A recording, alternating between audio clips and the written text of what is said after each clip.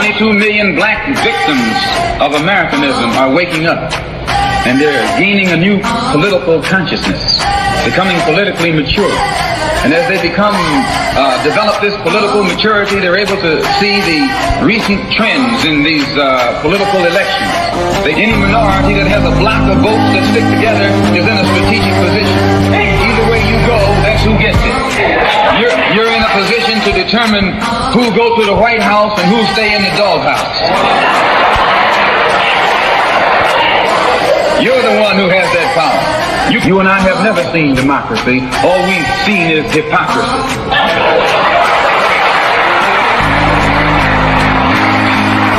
When we open our eyes today and look around America, we see America not through the eyes of someone who has enjoyed the fruits of Americanism. We see America through the eyes of someone who has been the victim of Americanism. We don't see any American dream. We've experienced only the American nightmare. We haven't benefited from America's democracy. We've only suffered from America's hypocrisy. And the generation that's coming up now can see it and are not afraid to say it.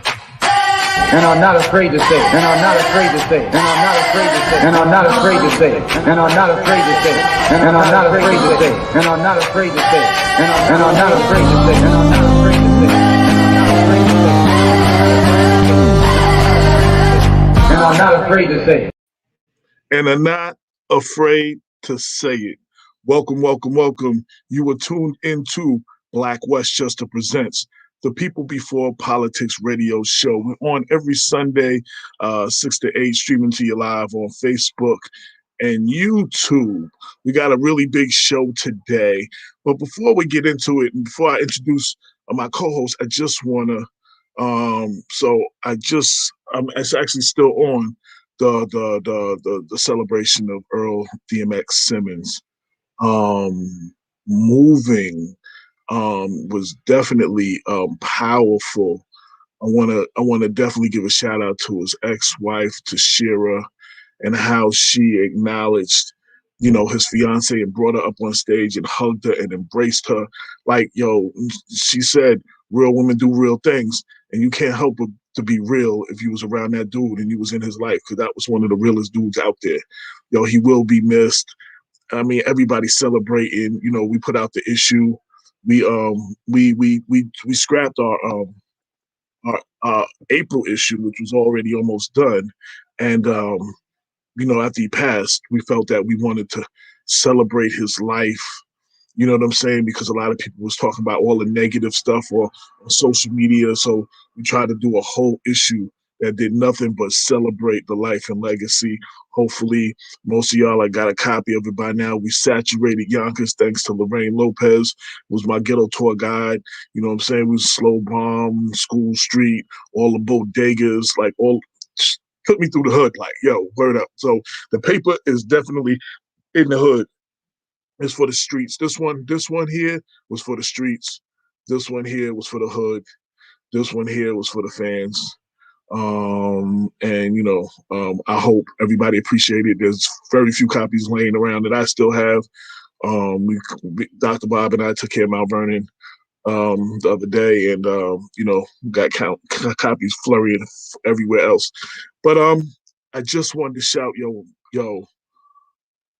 that was a powerful send off. Even yesterday, where all the bikes got together at Yonkers Raceway and went down to the Barclay Center. They took over. They didn't just shut down Yonkers Avenue. They shut down the Deacon and the BQE, and they just shut it down. The song "Shut It Down."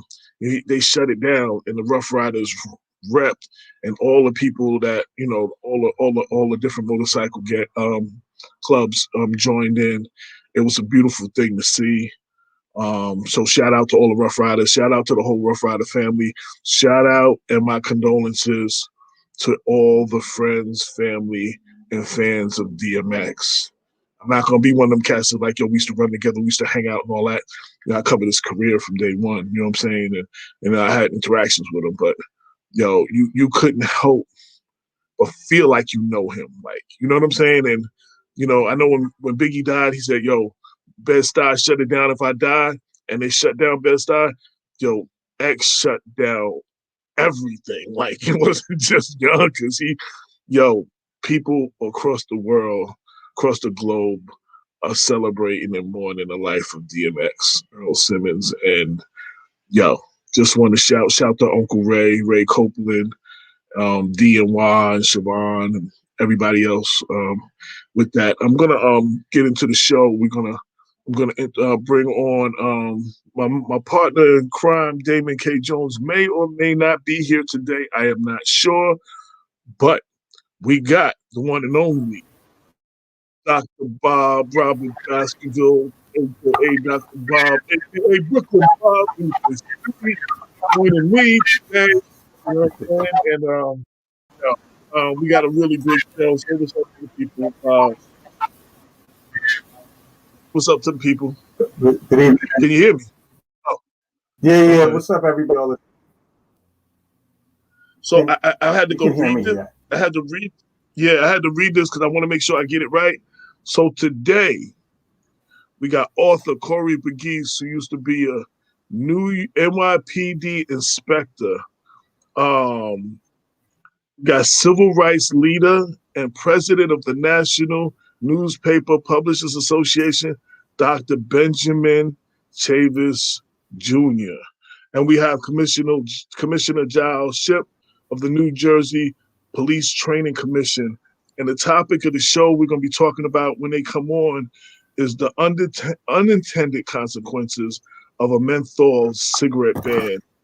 Fake news versus the facts. And these brothers is going to speak on that a little bit. We're going to tackle that from every angle. We going to bring it to you like we always bring it to you. So what you been up to, Bob? Well, I mean, I've been busy as ever. Of course, helping you out with with stuff related to Black Westchester. I'm also, as you know, been working on a book reading piece that we're going to be launching at the library soon. It includes a coalition of people from Mount Vernon, including Councilwoman Farquharson, Brother Jeff Monroe, yourself, and other people as well. We're in the process of finalizing that, and I'm happy to say that because that was something that I was busy working on this week. I also got news from the platform is finally done, AJ. And I filed recently a non-profit with the IRS. So those are all things that I've been working on. And just last night, though, on a more casual note, hung out, and his mom had a wonderful time. One of those rare opportunities to go out and have a socially distanced dinner down in the city. So I'm relaxed and ready to talk. I do want to also, and I forgot to mention it. So it was good to see today. Brother Arthur came out on stage, Brother Arthur Muhammad, and introduced the Honorable Minister Louis Farrakhan, who spoke about DMX via Zoom on a big screen. And that was definitely very powerful. Shout out, like I said, to Ray Copeland. Shout out to A.B. Butler. I saw him there yesterday at the Barclays Center. Grand Puba, Nas, everybody was there. The Locks spoke for him. It was good to see Dragon because I hadn't seen him in a while. So I just want to shout all of them. I forgot to mention all of them earlier. But when Minister Farrakhan spoke, it was powerful. And I think again one of the most powerful speeches. Other than the kids, other than the Rough Riders, Y and them, Tashira, his ex-wife and lifelong friend, I know it bothers you sometimes. You be on this camera, you be trying to figure out which side is which. I do that all the time. Tashira held it down. Yeah, Tashira held it down. So shout to her. Priscilla was there. I know yesterday Cynthia and Jazzy Joyce was there, and they were streaming some of the stuff. So shout to everybody and who helped and and everybody else. But yeah, man, I think the choir that sang yesterday, I have to double check, but I think that was Kanye West choir, his Sunday sermon choir. That was them. Yeah, They I thought sang. it was. I read Yeah, they sang everything from gospel music to soul to soul. Keep on moving. Like, I mean, they was killing it. Like, that was, and then they was putting their own little flair to it. Like, like the remix, like their own little, what I'm saying? They mixed it up a little bit. Like, they wasn't just singing the record. They made it their own. And I was like, yo, that's hot. That's hot. I always appreciate artists when they do that. So I just wanted to say that the whole display yesterday was beautiful. The whole split stage opened up with the screens on the bottom and the top. It was crazy, And even how he got there, if you've seen the pictures all over the internet, that big four-wheel, that big pickup truck on the big monster wheels with the casket, like he ain't have a hearse. That was his hearse. Like that was, it said DMX on the side of it. That was incredible. That was huge, and they gave him the send off he deserved. But one of the articles I wrote was about his spiritual side, and that was spoke about a lot. And he brought a lot of people. He taught a lot of people, as Tri-State Jericho quoted on the paper. He taught a lot of people how to pray that don't normally pray. So shout out to him. I'm sure we'll be having much more discussions on him later. But I just, like I said, it's still on now. Like, oh, Faith Evans is singing now. I'm missing that. Yeah. So it was live, and to see his daughter yesterday spit a verse, her own verse off Slippin'. You know what I'm saying? She had a little girl about 10. And she was spitting her verse off his joint Slippin'. To the melody, she killed it. And then Wah's son today, and it was beautiful, man. Yeah, I got emotional. Like it was beautiful. Like it was really a great send off for artists who deserved it. So enough of that. Oh, shout out to the people listening, tuned in. Tasha Diaz, Yonkers Councilwoman Tasha Diaz, Pat English from Strong Island, Nancy Cater, Maldonado.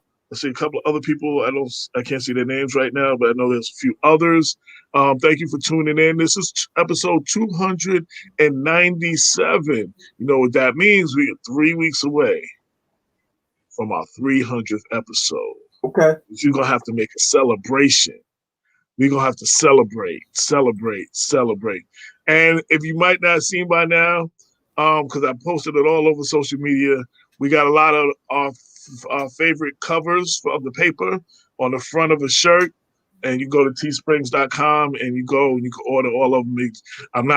We're not doing the thing where you come see me and I got to go meet you and I'm not handling the shirts. You just order it, you pay for it, it gets shipped to you. You know what I'm saying? So, a lot of people was wondering, how can support Black Westchester? They don't have nothing to advertise or nothing. They just want to support. And so we picked some of the best covers we had, and we put it on there. So you can find that. But our first longtime friend of the show, my brother from another mother that I met from Damon. He just joined us, Mr. Corey Pegues, my man. Yo, let me just say before we get into the whole conversation, proud of you, my brother. I mean, from that first day I met you in 2014 in Charles Billups' backyard, dude, you would never know. I was like, this dude's a cop. Like the dude would look more like a rapper. He had the jewels, he had the fly car. He didn't look like no cops I ever seen before. I was like, this dude was a cop, and he was an inspector. And he told me he was gonna work on a book and everything. The book is blowing up.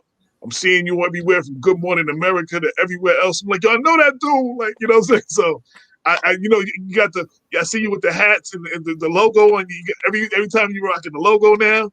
You know what I'm saying? Brandon.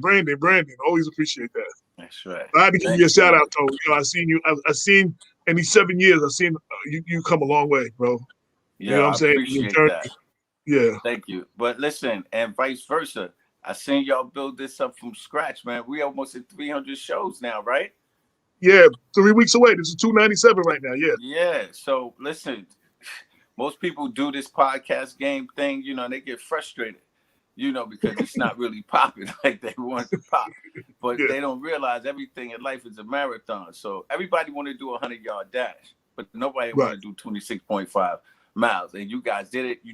Y'all got a big award this year.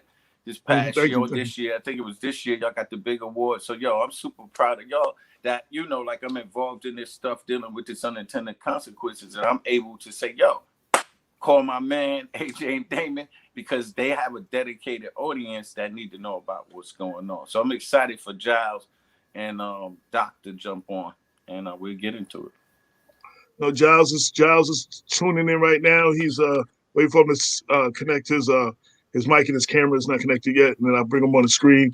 So, how's the book and everything doing? Before we get into all that, how's all that? Book is going great. You know, won 2 awards. Got the proper placement. Got the proper placement over your shoulder, like I see the book. Once a cop, like you know, we gotta have the placement, and you know, it led to a documentary, a cops and robbers story, which is gonna probably be coming out worldwide in, you know, next few months. I can't really talk about it, but something big growing. Got some Hollywood interest for like some television and stuff. So there's a whole bunch of things that has happened, you know, because of that book. You know, and you know me, I just was transparent and real with my life, telling my story. I thought I had a story that was just a little unusual for somebody to be an executive in policing. And you know, now, especially now, AJ, with all of this stuff going on, the Chavis, the Black Lives Matter, all of this stuff going on, now all of a sudden people want to talk to me. They want to know now, like, hey, but the price went up. You know what I'm saying? The price went up. I tell people that too. The people that wasn't messing with me 7 years ago, now the price went up a little bit now. You know, we got a couple of awards, a fellowship, a couple of things. The price is going up a little bit now. You know what I'm saying? Right. I forgot about you could have got me for free 7 years ago. Right. So, listen, man, I'm just blessed to be here, man. With this pandemic, to see you guys. We here, man. That pandemic, it was bad, man. It was bad for the world. And we've survived, so. No doubt. See what's going on. I ain't take that shot yet, but I'm still online. I'm waiting for like 250 million people to take it. I'm online. Yeah, that Johnson & Johnson scared a few people. You know what I'm saying? That scared. There was a few people on the fence was like, I'm gonna do it. Oh no. Like that scared a few people. Yeah. So, word up though. But Joe, your story though, and I also just want to say on that, yo, like. I knew the story of the Supreme team. I knew what Eric being involved with them and them being all them cats that you always saw in the back of the Rakim and Eric B videos, and Supreme son being a little kid with the bat, you know, beating up the speaker, with, you know, playing Lil Rakim. I knew that. But, you know, the pictures and your story, like, yo, that I wasn't out there like that. Like, you know what I'm saying? I was in Long Island. I wasn't out. So it was good to see that. And to see you take that and then excel to such heights. And the New York Police Department is like, yo, it's crazy. Like, you know what I'm saying? Like, you know, most people would have wrote that kid off that you was, and you excelled farther than a whole lot of people in the NYPD. So, you know. Just working, man. We just working. You know my brother, Dr. Bob, right? Have you ever met Bob? Dr. Bob. I've seen him before. Yeah, What's up, we brother? met. I met Corey before. Corey, what's up, man? How you doing, brother? Good to see you. I gotta say, man, I don't usually admit to envy, but you know what? I really want a book with my name on the cover, and you know I gotta congratulate you for doing that. And you look like you have a love. Nice setup in the background too, brother. I like that. Very, very classy. Let me tell you, I gotta drop curtains. I went to this seminar one time. I was at a convention, a police convention, and one of the seminars was everyone has a book in them. And I went and sat in this seminar, and I'm like, yo, I know I have a book in me. And it just like lit the fire inside of me to do it. You could do it. Everyone got a book in them. I just was crazy enough to say all this crazy stuff that I knew if I jumped off the building that it's gonna land somewhere. So Corey, so Dr. Bob got a similar story, you know, the street life and all that, you know what I'm saying? You know, all that comes with that, you know what I'm saying? Then, you know, getting things together, going to college, becoming an activist, taking over the college, you know, and now being a professor at that college. You know what I'm saying? Like, yo, yeah, word. So he definitely has a story as well. He definitely has a story that I think would be inspirational for a lot of people. Just gotta put the pen to the paper, brother. You could do it. Or do like everybody else that I know. They walk around with a recorder and then they have somebody else write it for them. They just speak into the recorder. Like a lot of them celebrities, they're not writing because a lot of my boy. I mean, they, like we just talked about DMX. My boy Smokey Fontaine wrote that. You know what I'm saying? So they talk to him. They talk to. That's what they do. You walk around, you talking to a recorder. You get all the stuff. Ask them some questions. You get it all together, and somebody actually write it for you. So I know a lot of people do that too. So and a lot of big people whose names are on books about themselves did not write their book. Did they jump on yet? Jiles' ship is on, but he's not. His device not connected. He needs to connect his mic and his cam before I can add him to the stream. That's what it says. I don't even know if he can hear me because I can't see him. I just see that box saying that he's there. Dr. Chavis hasn't come on yet. No. Okay. So just talk. So I was trying to tell Bob a little bit about. Now this is a proposed ban that they have. Can you just explain what it is that they're trying to do? And because I know Bob was trying to hear, what that was about. Yeah. So let me see something. You might see me trying to load back in on my phone. I mean, on no computer. doubt. So just look out for that. So yeah, they got this ban that's going on. They're trying to ban menthol cigarettes around the country, and it has happened in different places around the country. A few cities already banned it. So what black and brown people know, menthol cigarettes are basically they know from Newport. Newport cigarette is a menthol cigarette. So right. these cigarettes are smoked. In New Orleans, you got Cools, and right. A couple of places you got Salem's. Yeah. Yeah, exactly. But the number one is the Newport is the number one cigarettes that's smoked by the black and brown community, and they're trying to actually ban it, which again, so we're looking at it with a third eye, saying, "Hey, why would you want to ban a cigarette that just affects one segment of the community, especially with all of this stuff going on, criminal justice reform and everything, Black Lives Matter? Why would you want to make more contact with police and black and brown people? When everybody's trying to lessen contact with black and brown people, why would you want to ban something where the police, who's going to be in charge of enforcing the ban? Where they're saying, no, it's going to be a civil fine, it's going to be this, it's going to be that. Well, us in the black community, we already know you can't bamboozle me. If you put a ban on it, it's going to be enforced by the police. I can promise you that. And it's going to be, so we could talk about a few cases. Eric Garner, it was Newport's, right? Selling loose cigarettes, supposedly, yeah. Sandra Bland, she didn't want to put a cigarette out. Put it out, right? George Floyd went to buy cigarettes with a fake $20 bill. So we already seen this movie before. We don't want no contacts with black and brown people in the police because it ends up with us being on the wrong side of the stick and that's in debt. Last year in California, Rancho County, they banned it in that city. And a cop went up to this kid. He had a swisher, those things they roll marijuana with. Right. And pretty much like this 13-year-old kid, he pretty much beat him up over a swisher cigarette.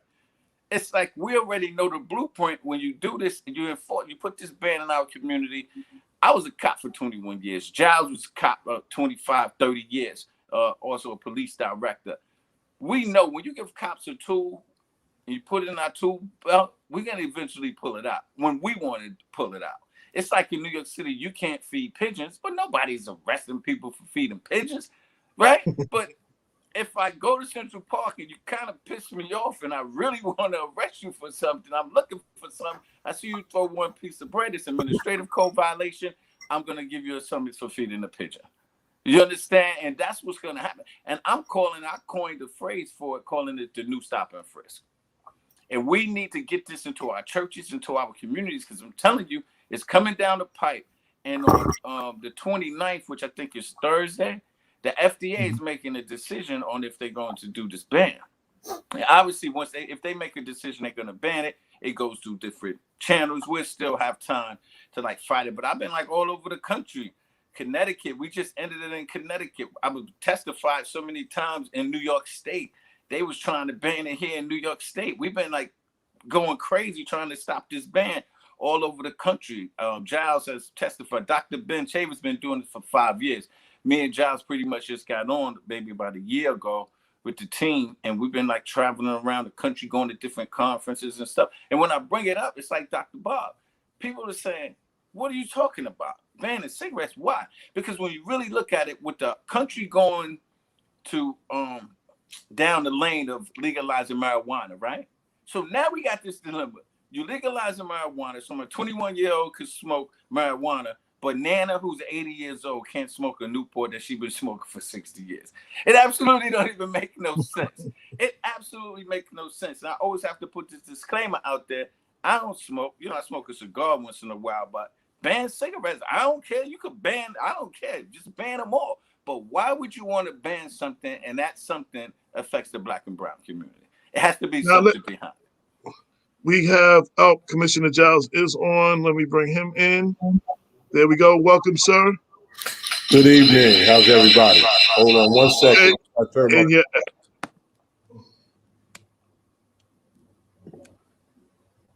Okay. And I got somebody, but it says Sheila.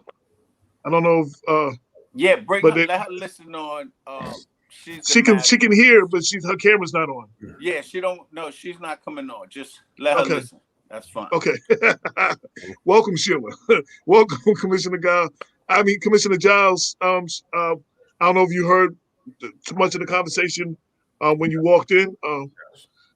Now before y'all go start, let me play devil's advocate. Now there has been a part of the community that has complained. Now, first off, full disclosure, I am a smoker. I'm a Newport smoker. My cigarettes over there, I can't reach them. I do smoke, but there's been a complaint for a while that companies like Newport are targeting our young brothers and sisters, and that was the complaint.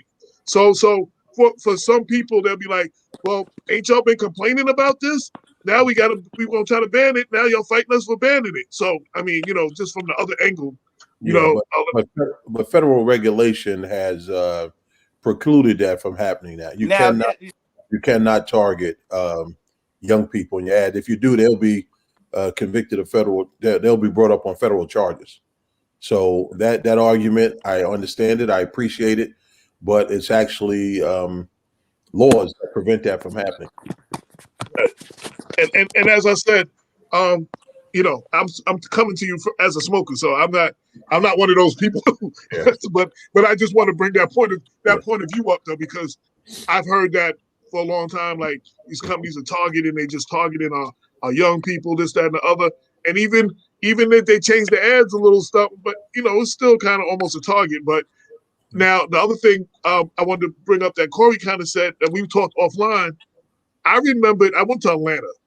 Cigarettes was like less than $5 when I was down there. I came back in 2014. New York City, they was like $15, and it was like, what I noticed, cats, because I used to have a shop on 125th Street in the Mart. Cats that I know used to sell drugs, stopped selling drugs, and they was pushing cigarettes. And they were like, they had runners on the blocks, like running, selling two. You go down there and get like 2 packs for such and such, or $10 a piece because they were selling them 15. That's what it did. If you ban it, you only going further that. Like, you know what I'm saying? Like, people going to get it if they want it. Yeah, well, people going to sell it. Yeah, a perfect example is prohibition of alcohol. All right, what happened with the prohibition of alcohol? Quite frankly, prohibition of it didn't work. All right, so the state decided to legalize it and tax it. There was dead bodies, and I'm sure you remember some of the names, even if you weren't during that era. We weren't during that era, but Al Capone, other organized crime figures, created a underground economy, so to speak, and subsequently, Kennedy's daddy. So it goes back to the beginning, but they created this underground economy, and quite frankly, underground economies facilitate more criminal activity than it does thwart.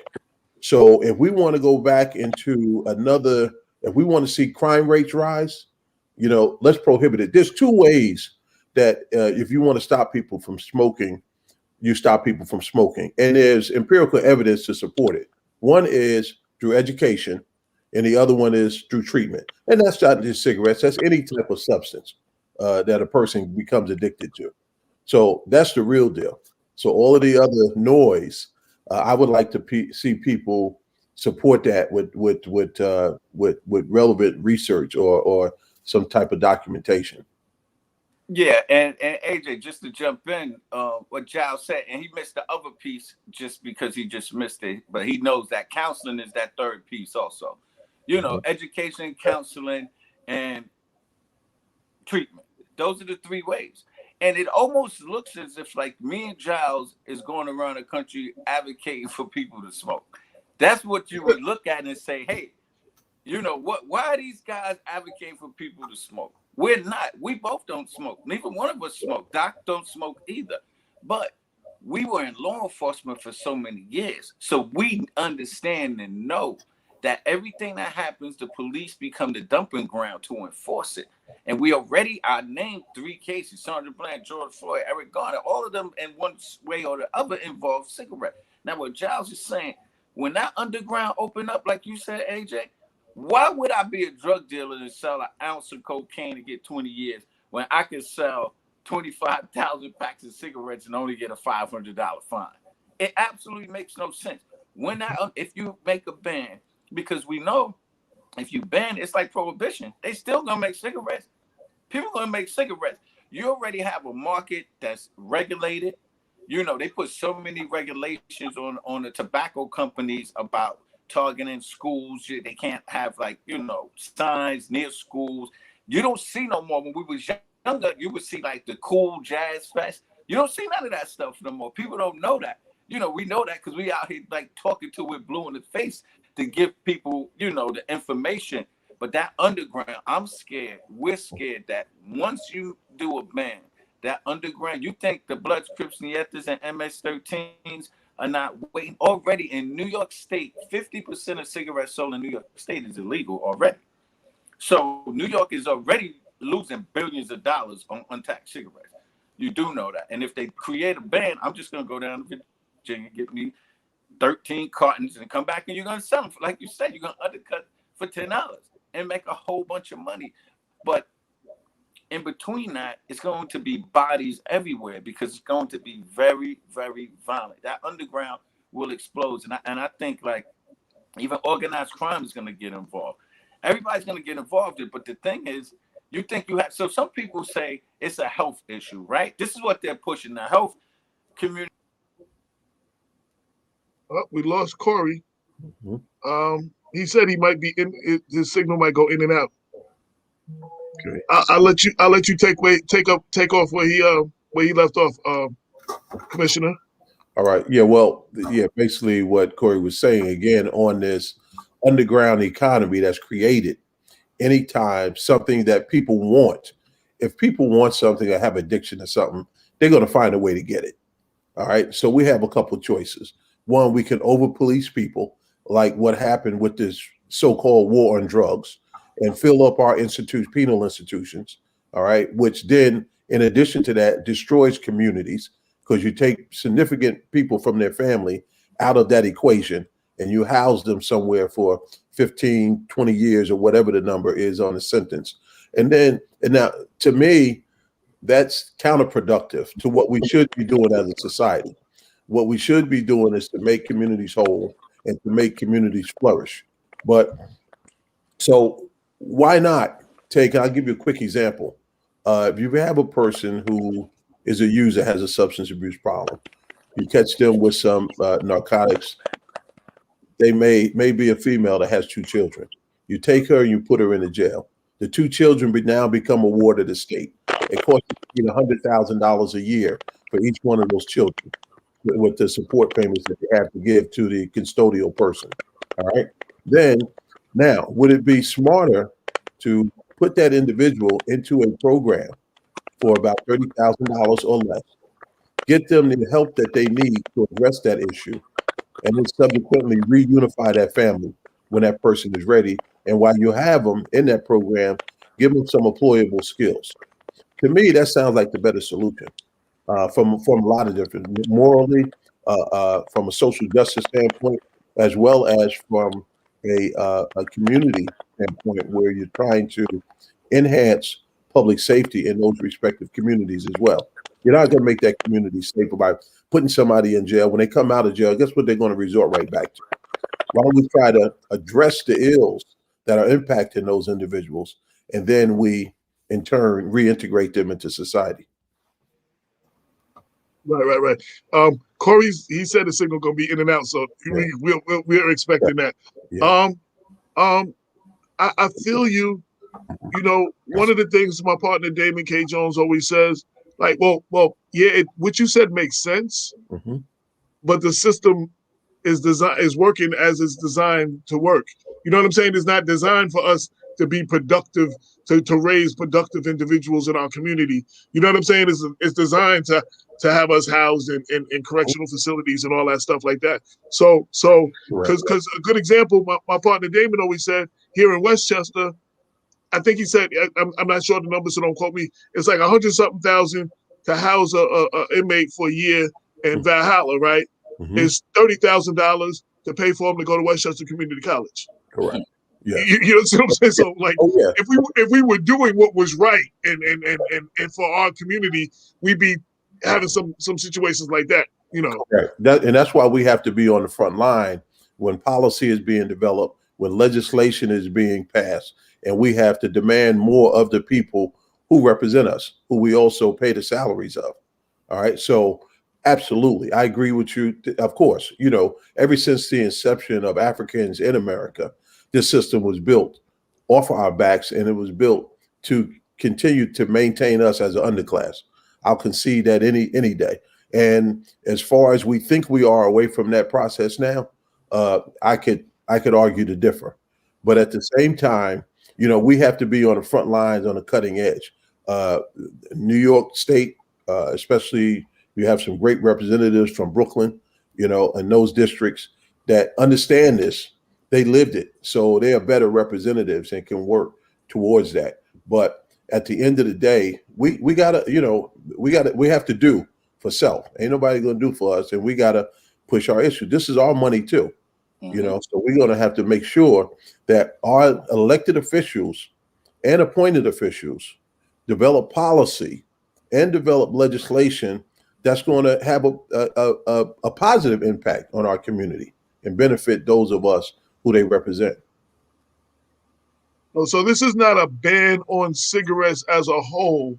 This is a ban on menthol cigarettes, which is typically urban community situation. 88% of those are consumed by people that look like us on this call. Exactly. 88%. So if this is, and there's no disparities as with respect to health. There's no disparity between a non-filtered Marlboro, and a filtered Cool. All right. So why are we making this distinction? I understand people's emotional response to this, but I think it's misdirected.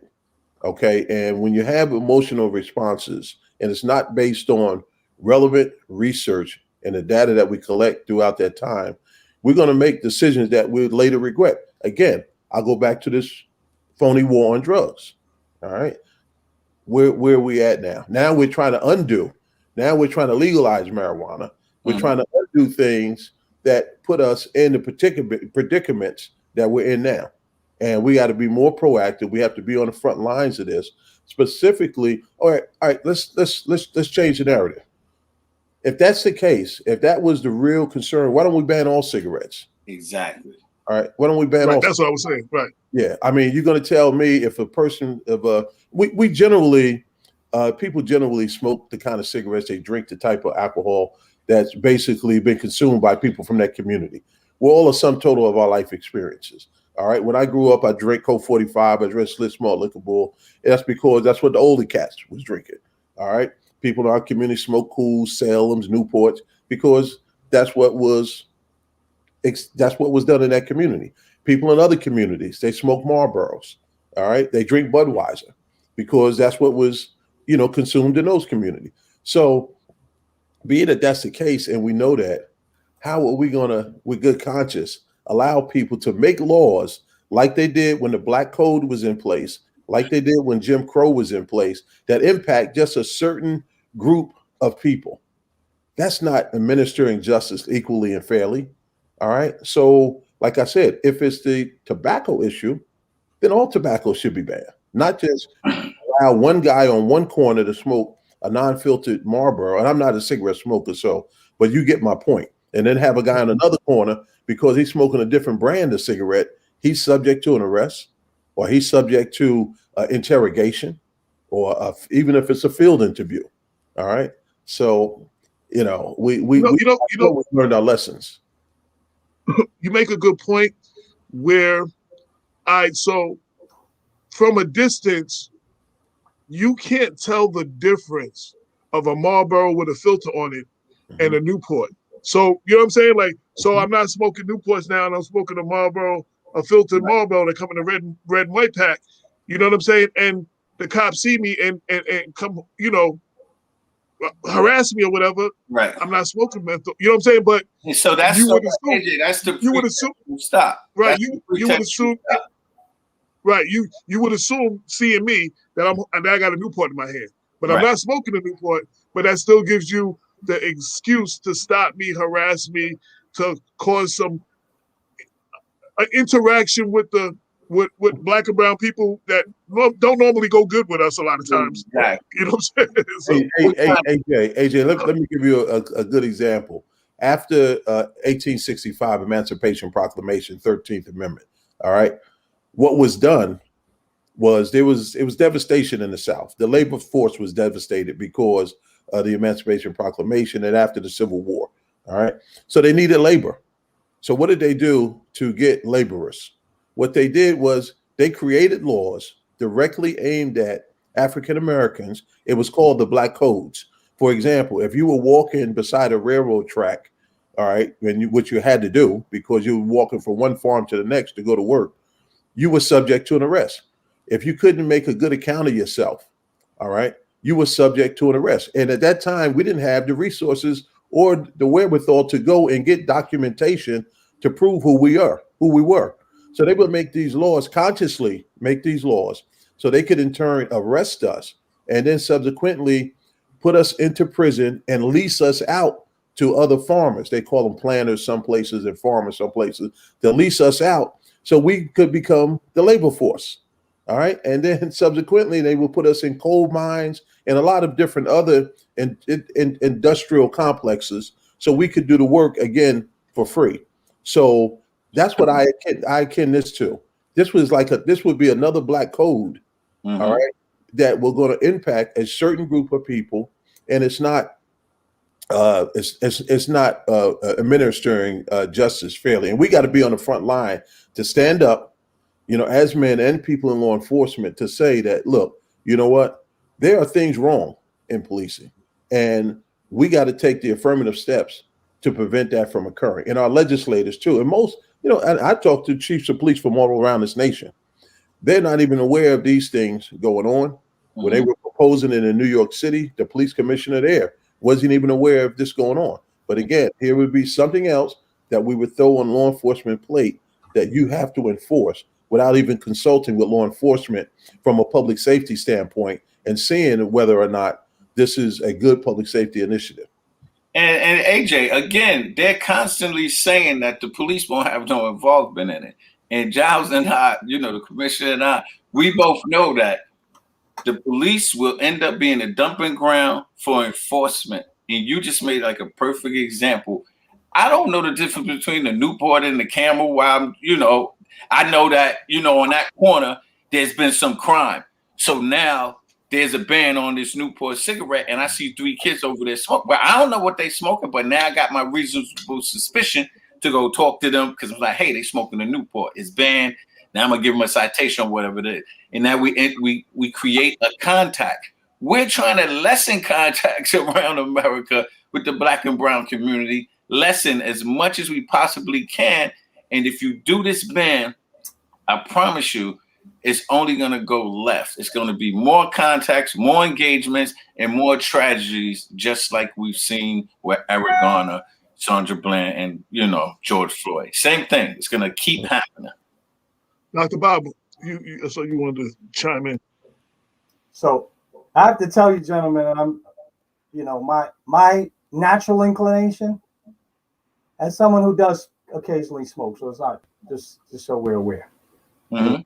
I'll have a social drink and a social cigarette. Right. Generally, I don't smoke menthol cigarettes, even though I used to, because of the public record of, because I wanted to hoping to reduce my addiction to cigarettes. But, the way you guys have couched this argument is that somehow or the other, the enactment of a ban on mentholated cigarettes puts African Americans, in particular African American men, at greater harm. And I do need to point out to our audience that the rationale behind the ban is precisely that.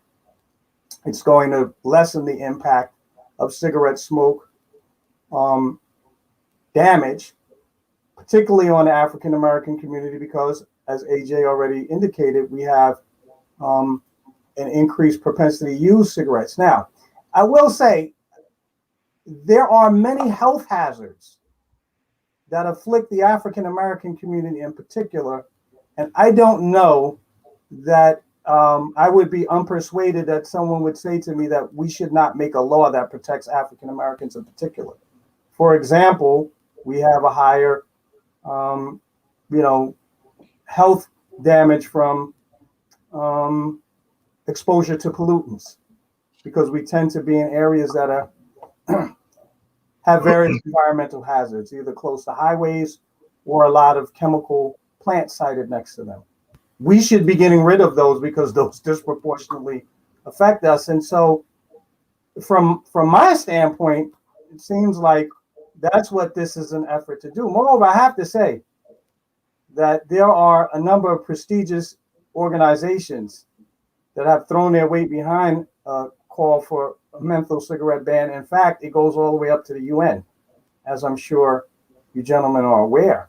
Mm-hmm. This international call for the discontinuance of the use of mentholation in cigarettes, precisely because it tends to be used mostly by already vulnerable populations. And finally, let me just say this. Look, there's lots of things that banned, and you could go arrest some damn tobacco manufacturers for mentholating the cigarettes in the first place.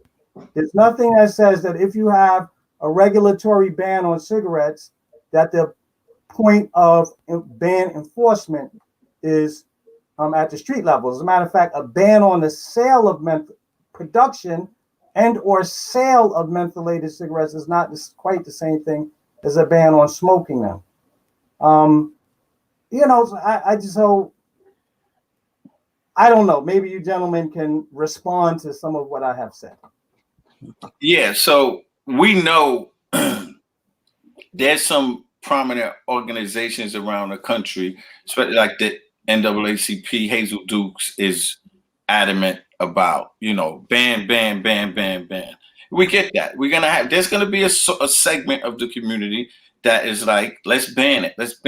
So our position again is, from a law enforcement perspective, being deeply, I was an executive in the NYPD. We're talking to a director of police here that's on here. We understand and know what happens in the law enforcement realm. Well, I'm gonna be quiet because the Honorable Dr. Ben Chavis just jumped on, so we're gonna let Doc get on. Welcome to the show, Dr. Chavis. Thank you very much. Thank you. I hope all of you can hear me. Can you hear me? Yes, we can hear you. Very good. Well, I would like to join my colleagues. I think in New York and across the United States, there's a serious problem with policymakers making policies that are detrimental to Black America and to other people of color, and particularly on the issue of the proposed menthol ban. Is only going to heighten the negative interaction between our communities and law enforcement.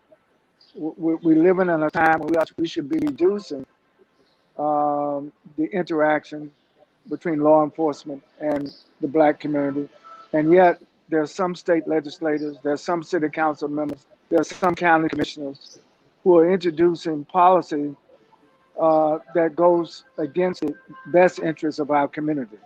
And that's why I'm so pleased to join with these law enforcement executives, these law enforcement leaders who are speaking out against the proposed menthol ban.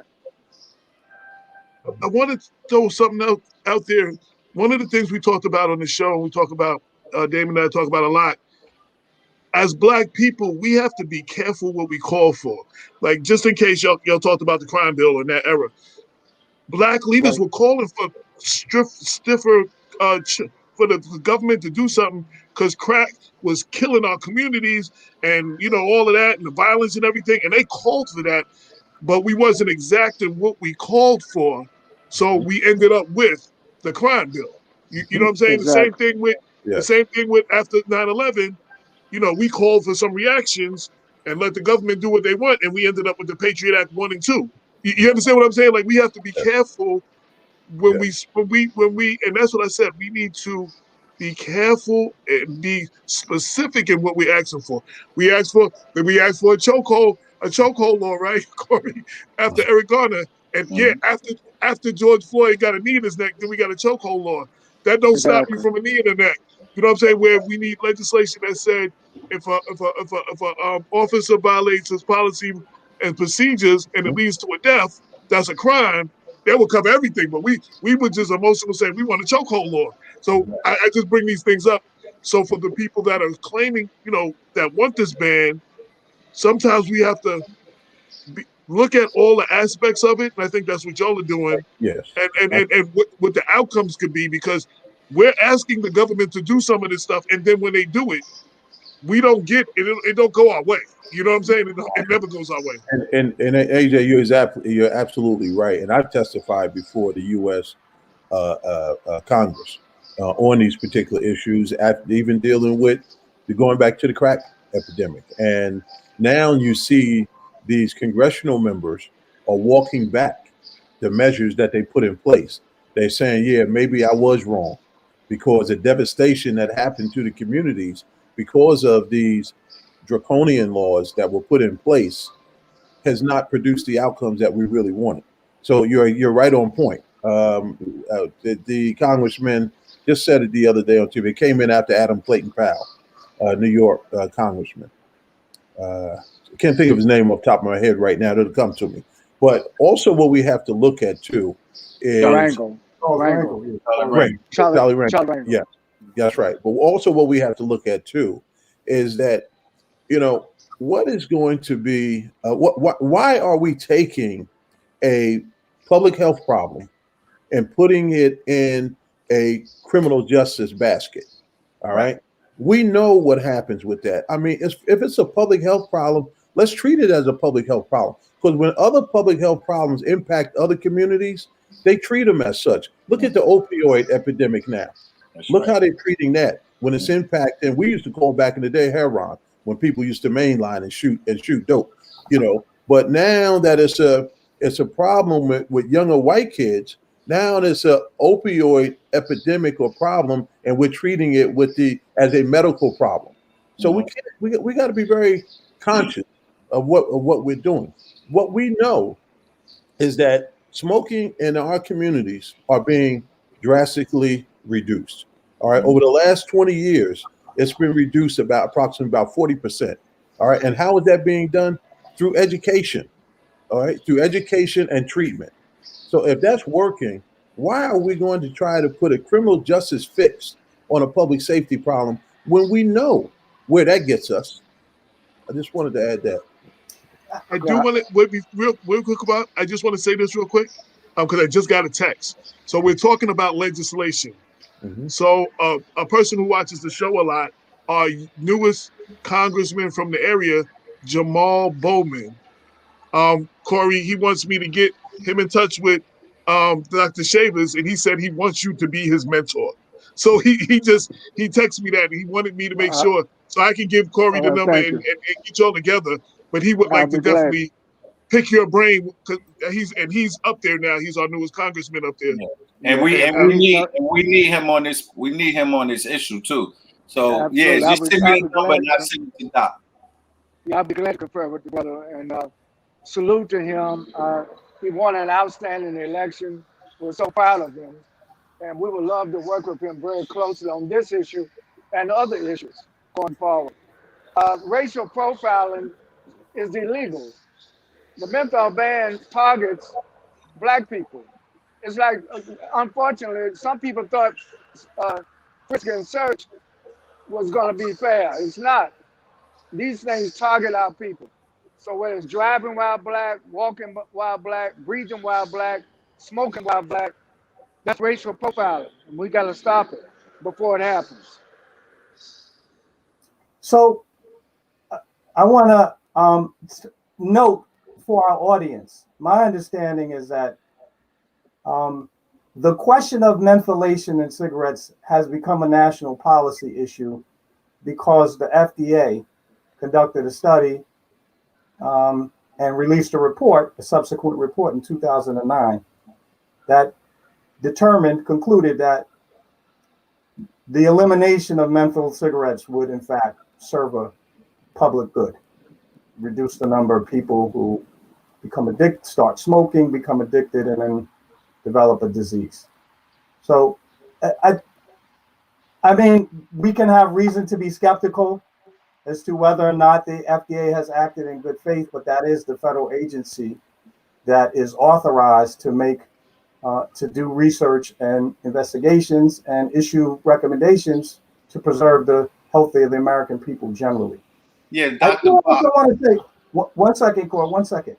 I do want to say, listen, just last year, we banned the use of flavoring in vaporizers, nicotine vaporizers, precisely because available evidence indicated that it was far more likely to be consumed by young people.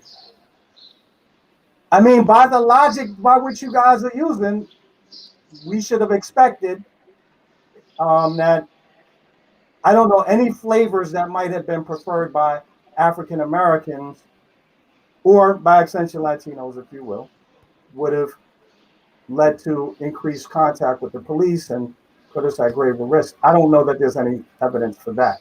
Yeah, Can I say one thing? Can I say one thing? The one difference about that, young white kids were heavily consuming the vape stuff.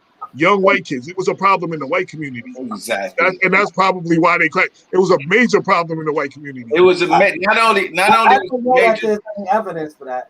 I seen plenty of black kids and Latino kids using vapes. Black kids prefer to smoke marijuana over vaping. And vaping, you're talking with vaping and tobacco, you're talking apples and oranges. It's two different things. Okay? And we're for the vape because it was clearly targeting young kids. Pineapple, watermelon, cinnamon, all of these flavors that kids like, So that industry was clearly targeting the youth. But again, it was more of people that didn't look like us. So I just want to be clear for your audience and your listeners, like our position is solely our personal positions and our belief that because we love our black and brown people and as law enforcement executives, we understand and know what happens in those walls, the precincts around America. And I'm gonna tell you this, don't be fooled and bamboozled that this conviction of Chauvin is getting ready to open up a whole different can of worms because the white cops around America are really, really upset. So you put this menthol ban, you just gave them another tool to harass young black men and women. We gotta watch what we act for, like AJ says. Right. Are there gonna be some Exactly. health concerns with people smoking? Yes, but I probably could name 10 other things that cause cancer that they should be looking to ban before they ban menthol, which actually been in existence for over 100 years. And now we just woke up today and said, oh, okay, we care about black people's health. It's been over 100 years people have been smoking menthol cigarettes. This is not new.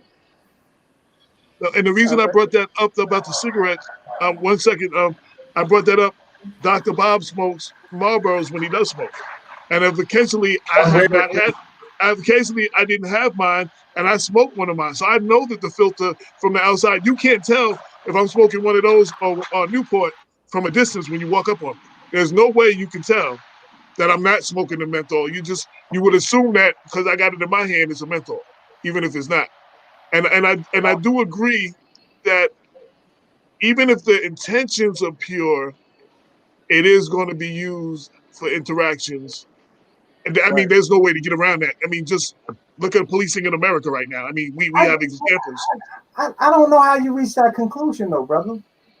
There's plenty of things that manufacturers can't do in the United States today that they are solely liable for. I mean, the question is, if there's a ban on menthol cigarettes, does it necessarily follow that the only group that's going to be policed is actual smokers on the ground? I have reason to doubt that.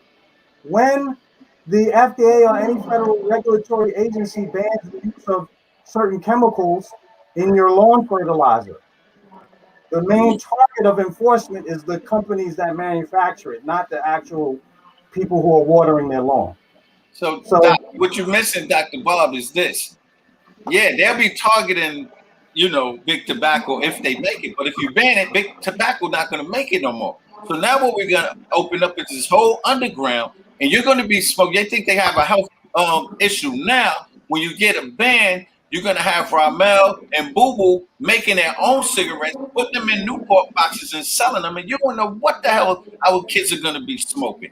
Newports, the menthol cigarettes already regulated in America, regulated around the world. Okay, yes, it probably has some health issues, but it's not. Jiles, commissioner just said over the last 25 years, Black and brown community smoking has gone down over 30 to 40%. These are real world numbers. We're not throwing numbers out the sky. These are real world numbers that the FDA are releasing. So if it's already working with education, counseling, and treatment, why would, like the commissioner say, why would you put this into a law enforcement basket? You can't legislate good health. You just can't legislate good health. I interrupted Dr. Chavis wanted to speak when I spoke, so Yeah, I want to bring it back to you. Again, I think that what the FDA does is important, but what legislators do is also important. The ban in New York has been proposed by state legislators. The ban in New York City has been proposed by members of the city council. It's not the FDA making those proposals. And if there's another stop and frisk, it's not going to be done by the FDA. It's going to be done by public policymakers at local and state level.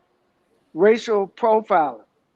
We have a U.S. Department of Justice, but they're not going to swarm down and tell police departments to stop racial profiling. That's going to happen based on the municipal policies and based on the state policies. I'm just saying, I'm not a law enforcement. I'm not a doctor, although I do have a degree in chemistry. I'm just saying what I see happen. You a doctor, man? I'm just saying that what I hear and what I see on the ground in Black communities all over America. Even right now, brother just got shot because he's holding a cell phone. Now, I'm telling you, you're going to give these racist police officers. I'm not talking about my Black brothers and sisters or my brown brothers and sisters in law enforcement. I'm talking about these racist cops are going to use a menthol ban they're going to be more Oregonians. And that's what we have to do. Why was he choked to death? For selling Lucy cigarettes. That was supposedly against the law, yeah. Right. And Mrs. Garner was just in North Carolina yesterday in Elizabeth City, trying to console the mother of the brother that they shot many times in the back because there was a warrant out on it. I'm telling you, racism needs to be called out. And I'm trying to, brother doctor, make sure that we don't make a mistake like we've done in the past. We have gone for the okie doke in the past. We did go for the crime bill. We did go for racial profile. I remember there were some Black policymakers in Brooklyn wanting to call out the National Guard on young gang members. That is not the solution. We need to definitely raise our families to avoid harm, raise our families for what's best practice in health and everything. But banning menthol is only going to give some bad cops more things in their arsenal to attack black people, young people as well as old people. And I think Giles is right. A lot of these cops are mad what happened in Minneapolis.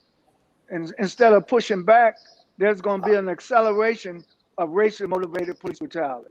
And we have to stop it. But we're not going to stop it by passing bans like the menthol ban. I also want to say, as far as the street level, so we've talked a few times about the war on drugs. The war on drugs wasn't waged on cartels that was making That's the right. drugs and bringing it here. It was waged on Compton and Chicago and the South Bronx and That's the right. street levels. You understand what I'm saying? So it was a national war on drugs, but it wasn't It was a stopping war it. on black America. It was a war on Right, black America. right. So those who have ill intent, and again, we're not anti-cop here. And not all white cops are bad. Because I'm gonna tell you, sometimes I'd rather get stopped by a white cop than a black cop. Because I'm gonna tell you, some of them don't know how to act either. But um, but for those who have that ill intent, and we see it rising in this country with what happened at the Capitol, with some of these laws that they're trying to repeal us back and take away our voting rights and all these other things to maintain power. You understand what I'm saying? Like, we're almost at the brink of what I keep saying. We're at the brink of almost a civil war here, but a racial one this time.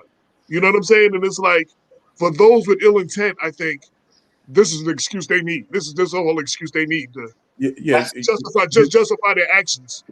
yeah. AJ, again, you're right on point. And the fact of the matter is that a lot of laws that were created in this country were not done for just reasons. All right, they were done to also oppress people. That's right. They were done to so certain people can maintain power over other people. And like I said, and at the sake of being redundant, you know, they came up with the Black Code. All right, the Black Code was laws that they made to incarcerate people so they could utilize them with the convict leasing program. All right, then they came up with the Jim Crow laws. You know, at Plessy versus Ferguson, separate but equal, and that was a power grab. They wanted to maintain power. You know, so we got to be very careful on the legislation that moves forward. You know, and we got to be at the table when policy is being developed that's going to impact our community. Because if you're not at the table, you're probably going to be on the menu. That's So right. we have to vet this stuff very, very closely and make sure that these things are not going to have an adverse impact on communities of color. Because too many times it does happen. And I believe some people call it unintended consequences. Sometimes I believe it is intended consequences. You know, so we got to stay woke. Yeah. Like, So like, AJ, just because Doc had mentioned Miss Garner, so just be clear for your audience, Trayvon Martin's mom and Miss Garner has already written op-eds opposing this, that they don't want to see any other interaction with any young black boy or girl. All right. So like the mothers of the movement is in it. So if you're not listening to the mothers of the movement who has lost a child for something as superficial as getting a pack of M&Ms for Brown, you know, Garner. So what, he sold Lucy cigarettes. Ain't the worst thing in the world if he sold a Lucy cigarette. It didn't have to be a death wish. All right. So we have to really, really take a hard look at why wouldn't all these different municipalities, it's like 5 or 6 cities that has the ban, they didn't consult with law enforcement. Why wouldn't you consult with law enforcement? We spoke with the NYPD, the commissioner was like, I don't want nothing to do with that. We got our own problems. We don't even want to touch that. That's something else for us to do. Most police departments around the country don't want nothing to do with this. But if they're mandated by the municipality to enforce the ban, we're going to have a tremendous amount of more contacts. And it's so dumb. If you're 21 years old and it's your vice, you decide you want to smoke a cigarette. Smoke a cigarette. Now they're telling you can smoke marijuana, right? Soon they're gonna be telling you can shoot up in the safe zone if you got heroin. You know, like up in Canada, they got safe zones where you go there and shoot. So this is all of this stuff is coming around. America's probably, I mean, they're late in the game, but they're coming around to this war on drugs. But now, why would you put this war on cigarettes in our community?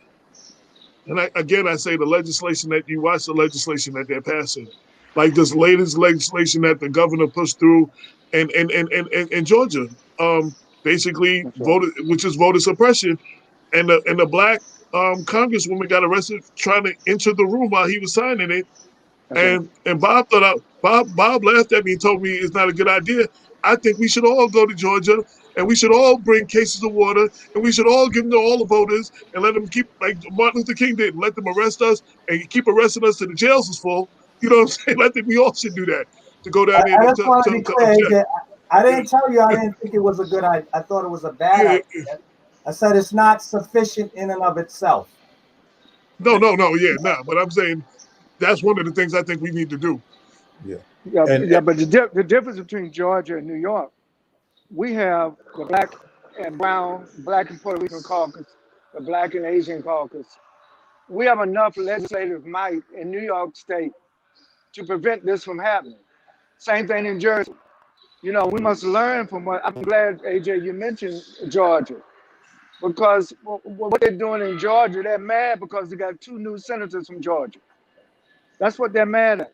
So now they're trying to cut off people's right to vote. They would do the same thing in New York if they thought they could get away with it. You know, so excuse the train noise. No problem. Yeah, and again, you know, this is not a problem or an issue that public safety should be addressing. Boots on the ground, police officers should not be dealing with this issue. Again, there's evidence to show that if you give someone, and I'll keep going back home to it, and I hope this somewhat addresses Dr. Bob, your question, is that how are we going to address this problem head on? If it's a medical problem, it needs a medical solution and not a criminal justice solution, because again, we've seen the evidence of what happens when we take medical problem and put them at the doorstep of law enforcement agencies. And in most cases, it don't yield the results that we want. I want to welcome just tuned in Mama Salam, Yusuf Salam's mother is tuned in. I wanted to welcome her to the show. Yeah. So she's always out there on the front line. We've gone out there to have her back. She's always representing. She's always out there. So Dr. Bob, why do you think they're not banning cigars? Why they're not banning Camel cigarettes?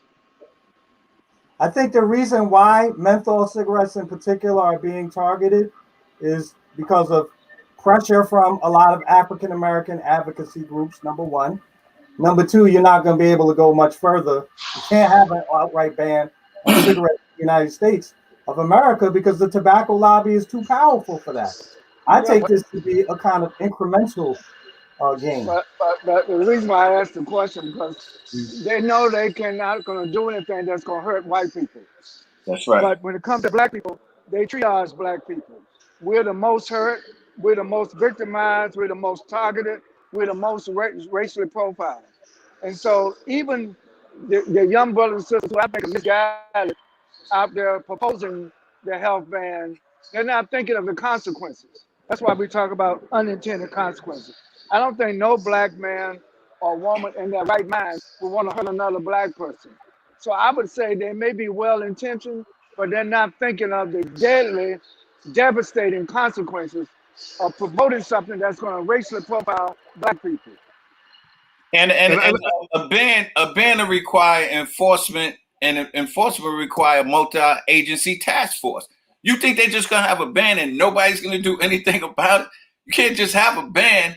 It's going to be a multi-agency task force that's going to be created to do it, just like the war on drugs. Multi-agency task force, right, Commissioner? Same thing. You got to put a team together to enforce that war on drugs, the cigarette ban, prohibition, all of these things. It's going to require multi-task force agencies, which is going to pull from state police. You're going to have state police, city sheriffs, the whole nine. You're gonna have everybody, the business tax codes. Everybody's gonna be involved.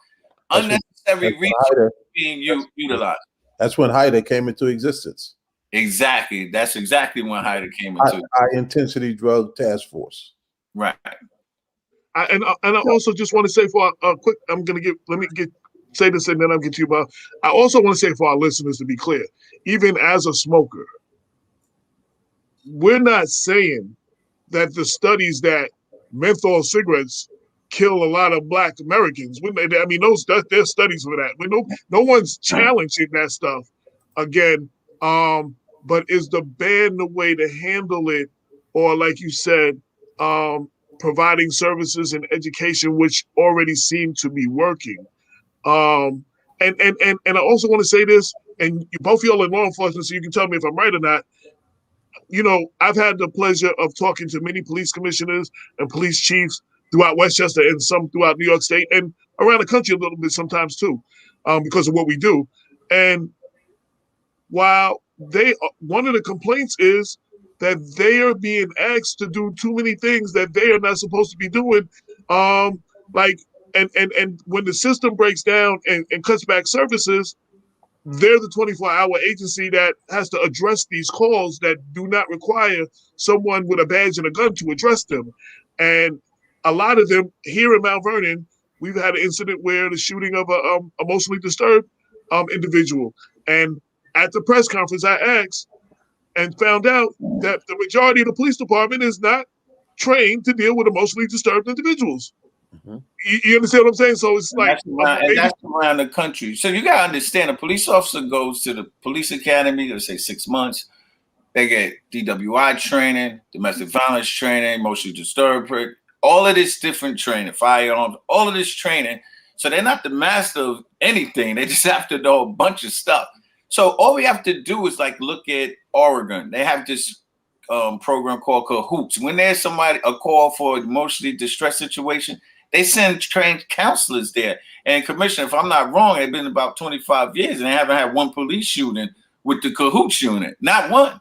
So we don't need to recreate the wheel. But like you said, cops are not adequately. I'm telling you, I wasn't trained to deal with an emotionally disturbed person. I wasn't. I would, hold my zone of safety 20 feet away. I'm running behind cars. I never thought to take my firearm and kill them.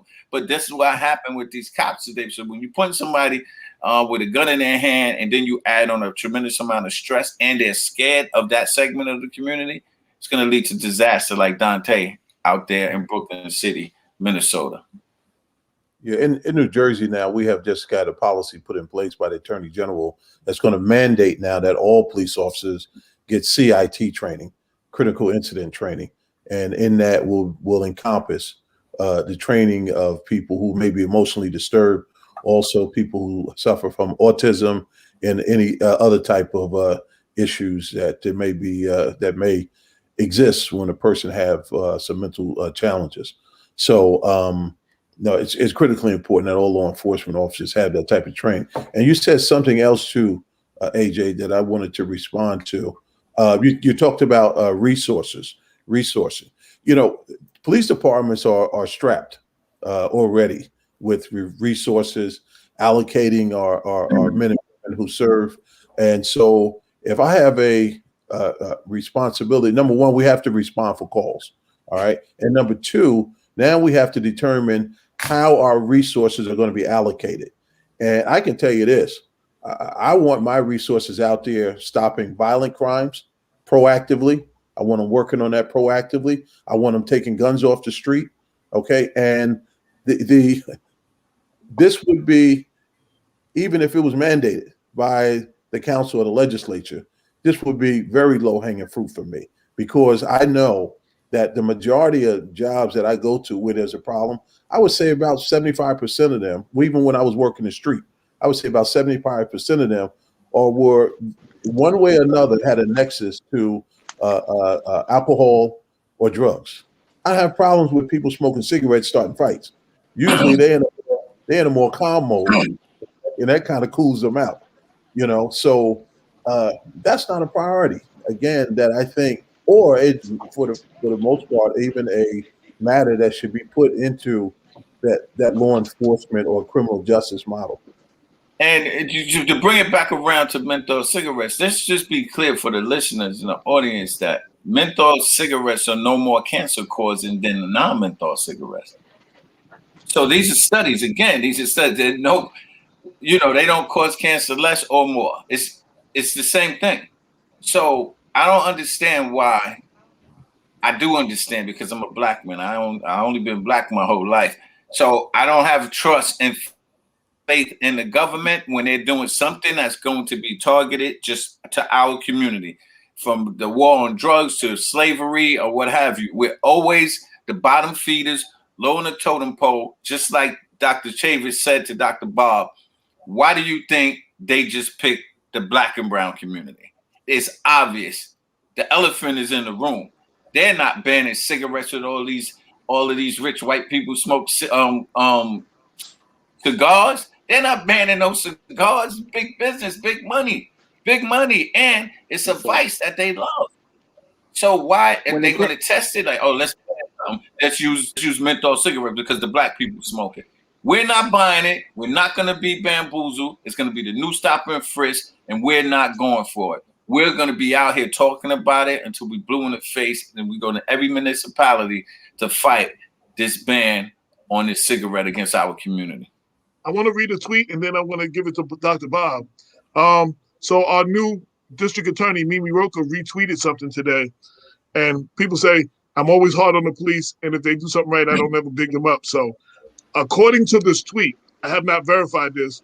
Congratulations to the Newark, New Jersey Police Department. No officer fired a single shot in the whole year of 2020. And they said it's amazing for a big city like that.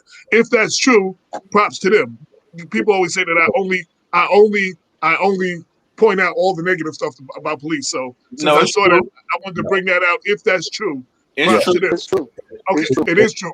It's true. Yeah, it's true, and it's because they got good leadership. They got good leadership. There you go. Yeah. So, Dr. Bob. I mean, I want to say with respect to the Newark Police Department, I'm pleased to hear it because they had a very serious problem and were featured in a Frontline documentary a couple of years ago by featuring Jelani Cobb, which was, really highlighted just how chronic the level of violence that the police visited on the black community out there was. I want to step back though, guys, because you want me to tell you what I think part of the reason why we may be at loggerheads somewhat, but we may just have a fundamental disagreement, is because in all actuality, we are talking apples and oranges here. I was unaware, and we thank y'all on behalf of the audience. We surely thank you guys for bringing this to our attention. I was not aware of this at all, this proposal today. And we do appreciate you putting us on alert as to how it would be implemented. But I have to say, because we're talking about several different things. We're talking about what the federal government proposes to do with respect to the dangers posed by mentholation in cigarettes, if only increasing the number of young people, especially African Americans who smoke. And no, Dr. Bob, those numbers, that's not true. No, it's not more toxic. It's not more toxic. I would agree with you. The numbers of young black men and women are lower than they've ever been. They're comparable to kids smoking cigarettes, if not lower. So I just want to make sure your audience knows that. I want to be clear. So if the FDA is not proposing this ban, we're talking about state legislation in New York and city legislation, city council legislation in the city of New York, New York City, right? We're not talking about. Yeah. So legislators are making these proposed bans, and the FDA is getting ready to make a decision on whether they think that it should be done or not, or whatever that is. But they're not the ones spearheading this ban. Is legislators around the country. I don't agree with that. No, they're not. So the different municipalities around the country. I'll let Dr. Chavis answer that if he could talk. Go ahead. He's on mute. You muted yourself. I'm sorry. Yes, I was trying to keep out the noise. Yes, there are different different municipalities, different state legislators. The state of Maryland was getting ready to do it, but they voted it down just a week or so ago. And the reason why they voted down, because they made exceptions, because they wanted to make sure that white people in Maryland could continue to smoke what their preferences were. And it became clear that this was a race. This law in Maryland was designed to target African Americans, and the African American legislators were embarrassed once they found out the impact, the law enforcement impact in the state of Maryland. Now, New York had a similar situation, and the legislators put it on hold, but it may come back. That's why, thank you, AJ, for having this program. It's so important that we inform, the legislature should be accountable to the people. The policymakers should be accountable to the people. Same thing at the city council. A lot of times things get passed. People were well-intentioned but don't understand the consequences of these public policies. But the FDA is giving out guidance, and they're still debating. They have not concluded yet. The FDA has not concluded yet. They plan to make some ruling in the very near future. But what we're talking about now is preventing state legislators, preventing city councils, preventing county commissioners from passing laws that amount to racial profiling against black people.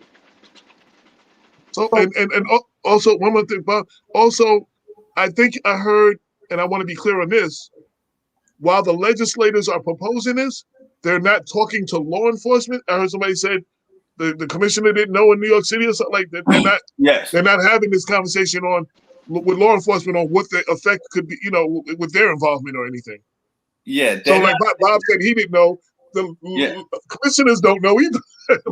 See, and so that's our job to, identify the different police, organizations. So like Commissioner Jiles, he was the national president of NOBLE, National Organization of Black Law Enforcement Executives, a few years ago. So, he has connections all around the country to all different police departments, as well as me and, Dr. Chavis, so we're getting into these places to contact these people to let them know, and probably 100% policing their hands off. They don't want anything to do with it. I just want to make a correction because my fearless leader had just texted me. So Dr. Bob, less than 1% of black kids are smoking menthol cigarettes. So I don't even know if it could get lower than that. Any percentage is too high a percentage. Yeah, any child smoking, I agree. Insofar as the public is held partially responsible for someone who falls ill in the event that they don't have health insurance of their own, we all have an interest in this issue. So not only as a brother who has nephews and and uncles and friends who smoke mentholated cigarettes, do I have an interest in this? But beyond that, it's important as a taxpayer. I also have an interest in keeping at a minimum any kind of health problems that are going to increase my tax bill. This is just to frame it as a tax issue. So you're right, Corey, you're right. The numbers have been going down. I'm no expert on any of this, so y'all will forgive me if I misspeak. I'm doing research on the fly, and everyone will forgive me. And another thing, Dr. Bob, is the FDA they're not proposing a ban. They've pretty much been dormant, but there's black organizations that's pressuring the FDA to pass this ban. And so that's how this whole thing came about. And the FDA is pretty much making a decision, first step decision. I believe it's this Thursday, Dr. Chavis, the 29th. So yes, we're all hands on deck waiting to see what comes down the pipe. That's correct. So let me ask, for those, for my listeners, and then we're going to share this on Black Westchester so people will watch this, they'll be watching it up until Thursday or whatever.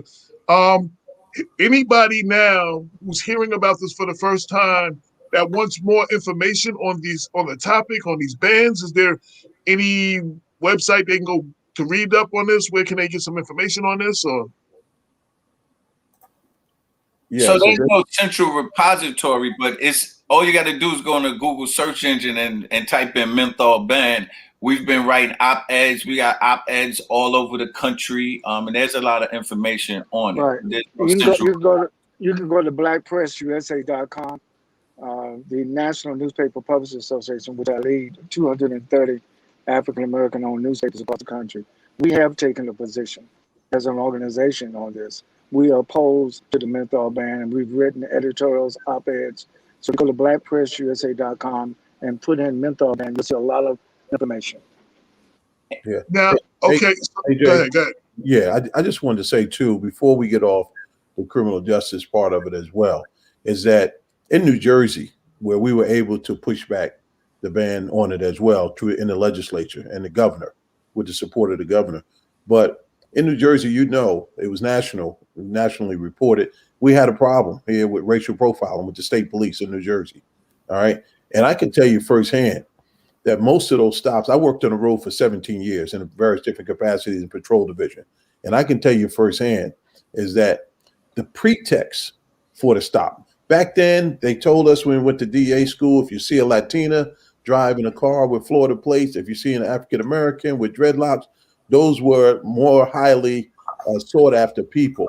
Forget the violations, okay, any kind of violation they made. If those people were driving a car, there was a higher probability of you getting a big drug bust.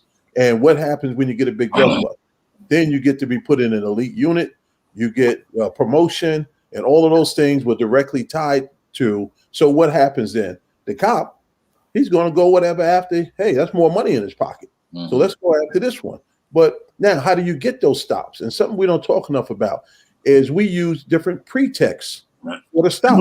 For example, if somebody has a air freshener hanging from their rearview mirror, like tons of people do, but if you want to use that as a pretext for the stop to get in that car, to search that car, you can then point that out. If you want to say somebody swerved over, people do that, as long as you don't go out the lane.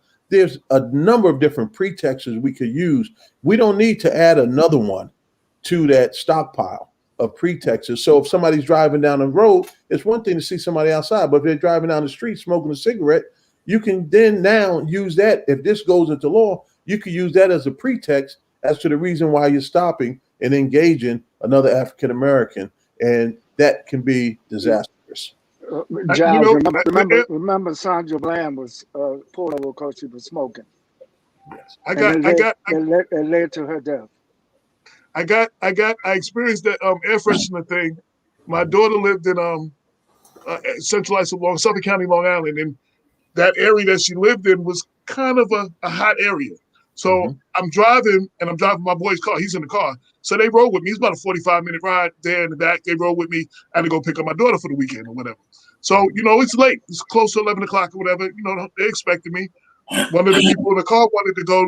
There was a 7-Eleven around the corner, so we stopped in the 7-Eleven. They saw a car with 4 black people in it in that area, and that's why they pulled us over. And then they tried to get me for all kinds of things and couldn't get me, and I got a ticket for the air freshener. Yeah. You know what I'm saying? Like, but they stopped us because there was 4 people in that. There was 4 people in the car. That was a hot area. There was 4 black people in the car. And that's why they stopped us. But the only thing they could get me after an hour of like my daughter's mother standing there like, why are you harassing them? That's my daughter's father came to pick up his daughter. Like, we're pulling up right in front of the house.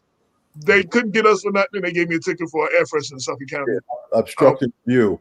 Yeah. So, but at the same time, they didn't give you a ticket for having a view obstructing, which is making the state money when you go through the toll booth, the easy pass. Easy pass, right? Yeah.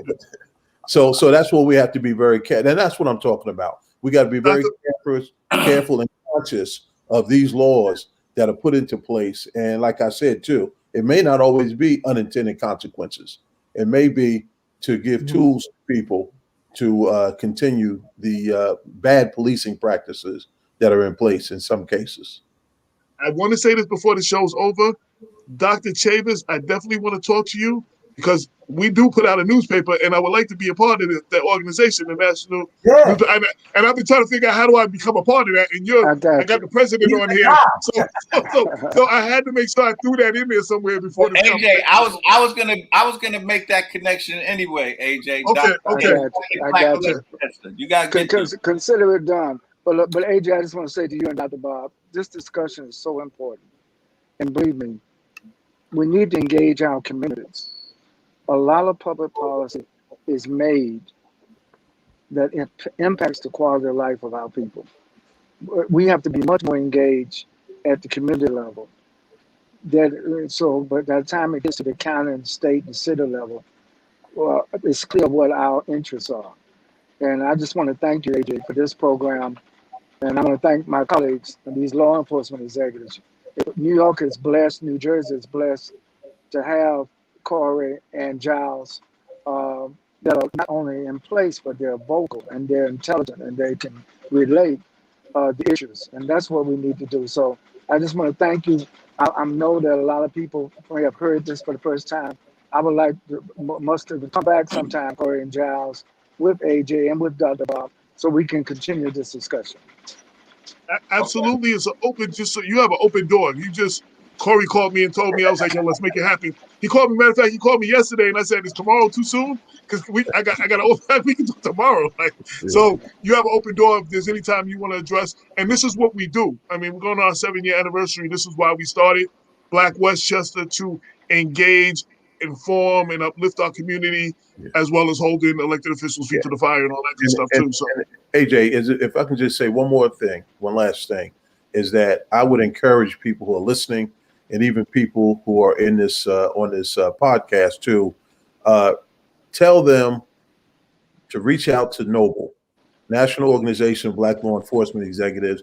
Tell legislators to reach out to Noble. Tell policymakers to reach out to Noble. So if not anything more, then get our opinion on some of these policies or legislation that's going down. Because too many times I run into legislators, and they, unfortunately, sometimes people make emotional decisions, not with bad intent, but they don't hear it from an internal side that we can give to them, knowing and having over 25, 30 plus years in the law enforcement profession.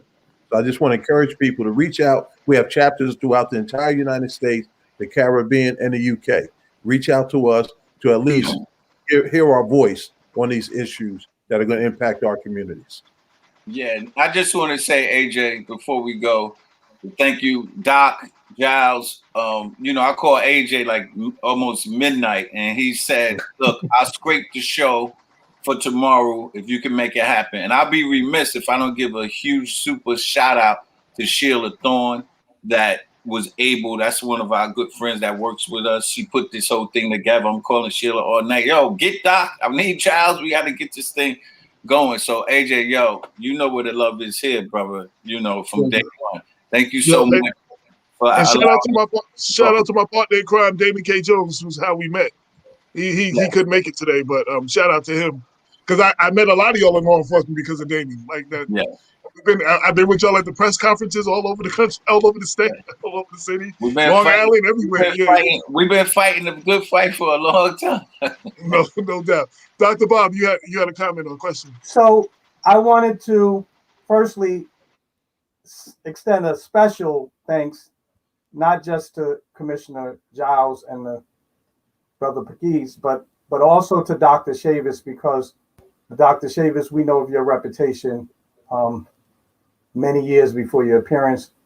You are an inspiration to all of us because of the sustained effort that you have made in the Black freedom struggle. And so we thank you for coming on to our show. It only makes it better. I do also want to say that in the past day or two, I was reflecting on the importance of deliberation and debate in our community. And I really do thank everyone for joining us, because not only did y'all raise the issue for us, but we've also modeled together how to engage in an informative, productive, and constructive debate with one another, to deliberate together to try to figure out what is the best path forward. And I really appreciate you guys joining us, because a lot of times, we're all a little scared to mix it up. I think both as hosts, we want to be respectful to our guests, and I know guests also don't want to feel like they come on shows to be attacked. And so I think we all earned one clap for good deliberation. Nice. So so I'm going to continue the deliberation. So this is all. So I mean, this is I'm slightly frustrated by the not so much by the warning that y'all are giving us, but by the proposal to make sure that we don't give police officers a pretext to initiate interactions with African American men, especially, and do us further harm. And my frustration is that not everything that is banned or illegal is necessarily a subject of criminal law. It can be civil law and it can be administrative law. Mm-hmm. And the main warning that I'm getting from our guest panelists from y'all tonight is that, hey, we need to be clear to go to the local legislators and the federal legislators and say, at the very least, you cannot criminalize any of this. You haven't mentioned objections to maybe administrative penalties or civil penalties. So I'm going to assume that maybe that's grounds for compromise, where maybe it could be a way to dissuade people from selling menthol cigarettes. Now the reason, and I'll just say this last thing, I'm doing all my research on the fly because it was, to make room for the panelists. It was a last minute change. But I did notice, for instance, I just pulled up what I think is the proposal from Connecticut for their ban, and in their proposed legislation, they're talking about a civil penalty. Well, we was able to knock that down. Connecticut, they pretty much pulled off the ban in Connecticut. And we do understand, so we understand two-way talk, Dr. Bob. I want you to be clear. They're going to tell us that it's going to be civil, but who is going to enforce? Who's going to write the civil summons? Who's going to write it? See, that's the question. See, we can't go on wordplay. They're going to say wordplay. We're not going to have the police involved. It's going to be a civil fine. Well, who's going to write it? The only people I know that got peace officer status is police officers. Who's going to write the summons? So that's what the problem is. And I'm going to get you heavily involved in this conversation, because when we hang up today, tomorrow I want you to call the legislators, because Westchester County is contemplating a ban right now. So this is coming your way, Dr. Bob, so you can get all your involvement in. You guys speak to that. What's that county executive up there, AJ, for Westchester? George Latimer. You better reach out to him, because they're considering a ban right now as we speak. So you'll probably see me, the commissioner, Dr. Chavis, in Westchester pretty soon. Yeah, and Dr. Bob, I appreciate, your concern with respect to the decriminalization side of it. But when you have civil penalties in place, like Glory was alluding to, it still now becomes any substance that's made illegal like that becomes subject to the term of contraband. All right. So now if it's contraband and you have it in your possession, now the officer could still engage you. That's what we're trying to keep down. All this unnecessary engagement by police officers. When police officers have to engage, you have to engage. You have to do your job. You have to maintain public order. But if as many times as we can take away, until we get a lot of legislation playing, until we change or transform policing as much as we can, we have to make sure that all of that objectivity or subjectivity is taken out of it. And so if we still allow them to levy civil penalties against folks, that's still going to give police an opportunity to interact or have contacts with individuals on the street. I understand your concerns, Commissioner. I mean, also go ahead, Bob. I was just going to say in that vein, Commissioner, there seems to be a pattern whereby the accrual of civil penalties and the failure to pay them can become can in turn become a criminal matter. I know that in the case of tickets, I know, I forgot, maybe where Michael Brown was from, I think they gave a high, which happens. It's no surprise. Yes, that's correct. Black people all over the place. Yeah, that's correct. Ferguson. I went out there for the Department of Justice, Ferguson, thank you. myself and 4 other chiefs, and we did a review of that St. Louis County Police Department, which gets mixed up with Ferguson. St. Louis County is the department that showed up with all the military style equipment for a protest. So no, absolutely. And trust me, in some of these small towns, especially the towns out there in St. Louis County, that's their main means of income.